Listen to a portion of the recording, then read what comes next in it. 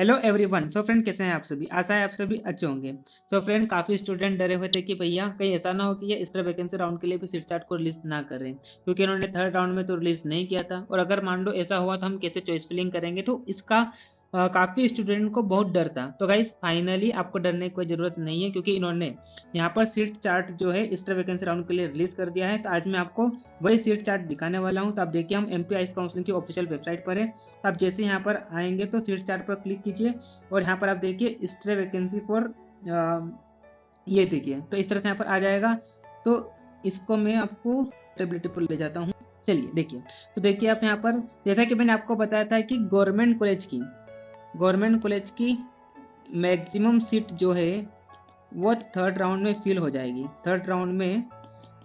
तो ठीक वैसा ही हुआ है। तो देखिए आप, गवर्नमेंट कॉलेज की ज़्यादा सीट वैकेंट नहीं है यहाँ पर। करीबन आयुर्वेदा की कॉलेजेस की अगर हम बात करें तो करीबन यहाँ पर 20 सीटें भी नहीं होगी। तो देखिए आप, ग्वालियर की हम बात करते हैं तो ग्वालियर में 1 सीट वैकेंट है, जबलपुर में 4 है, रीवा में 6, उज्जैन में 1 और पंडित खुशीलाल में 3 और अष्टांग में 1 भी सीट वैकेंट नहीं है। तो इस तरह से अगर हम देखें कि गवर्नमेंट कॉलेज की सीट कितनी वैकेंट है, तो अगर हम गवर्नमेंट कॉलेजेस की बात करते हैं तो 6, 7, 8, 9, 10, 10 4 14 और प्लस 1 15। तो यहाँ पर टोटल 15 आयुर्वेदा कॉलेजेस की सीट वैकेंट है। और अगर हम होम्योपैथी की बात करें तो होम्योपैथी की टोटल यहाँ पर 20 गवर्नमेंट सीट्स वैकेंट है। तो यहाँ पर देखिए आप, जैसा कि मैंने आपको बताया था कि थर्ड राउंड में मैक्सिमम सीट जो होगी वो क्या हो जाएगी, फिल हो जाएगी। तो ठीक वैसा ही हुआ है।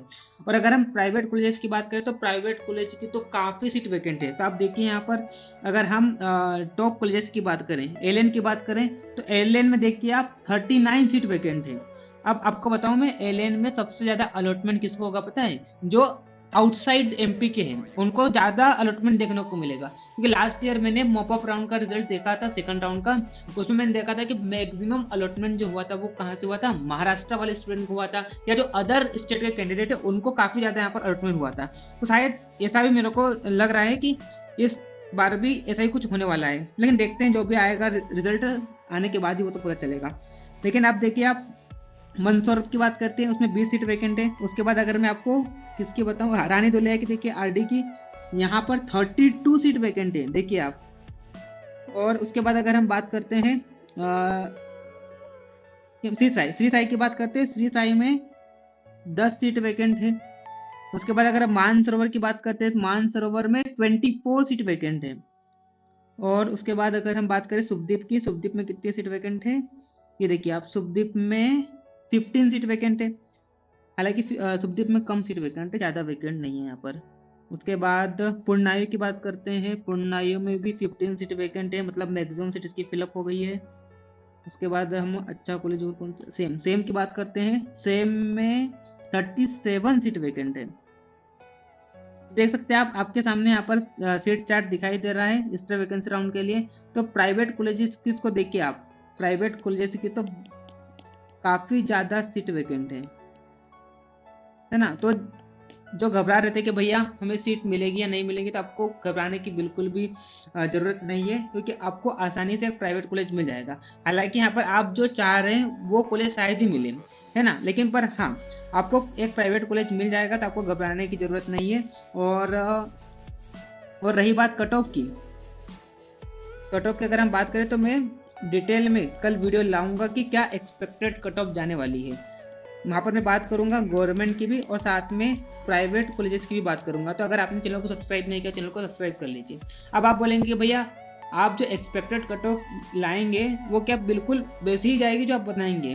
तो देखिए गाइस, अब मैं कि भगवान तो हूँ नहीं कि जो मैं आपको बोल दूंगा वैसा ही होगा।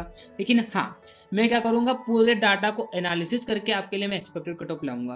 मतलब ऐसा नहीं है कि मैं अभी आपके तुरंत आपको ये वो वाली जो वीडियो अपलोड कर दूंगा। मैं पहले आज रात में बैठूंगा और लास्ट ईयर का जो कॉलेज राउंड हुआ था, मतलब जो मॉपअप राउंड 2 हुआ था, वो भी एक्स्ट्रा वैकेंसी राउंड जो इस साल हो रहा है उसकी तरह हुआ था।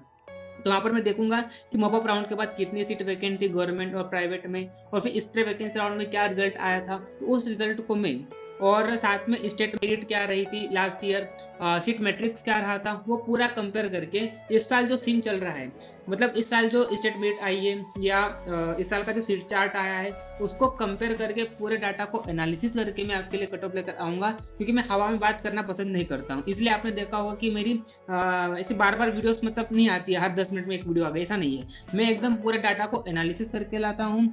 तो मैं आज रात में बैठूंगा, पूरा एनालिसिस करूंगा और आपको मैं एक्सपेक्टेड कट ऑफ बताऊंगा।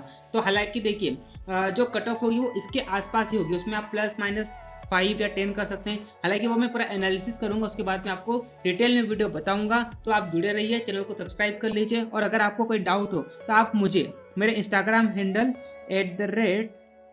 @aman_jaiswal30, ये मेरा इंस्टाग्राम आईडी है, तो इस पर भी आप मुझे फॉलो कर सकते हैं। आपके जो भी डाउट हो मुझे क्लियर कर सकते हैं मुझसे, ठीक है। अब देखते हैं, कल शायद एलिजिबिलिटी लिस्ट आ जाएगी कि कौन कौन स्टूडेंट स्टार वैकेंसी राउंड के लिए एलिजिबल है। तो उसके बाद आपको फाइनल पता चल जाएगा कि आप स्टार वैकेंसी राउंड के लिए एलिजिबल हो या नहीं हो। तो ठीक है, कल तक आप इंतजार कीजिए, कल आपको पता चल जाएगा कि एक्सपेक्टेड कट ऑफ रहने वाली है। तो गाइस मिलते हैं नेक्स्ट वीडियो में, तब तक के लिए ओके बाय।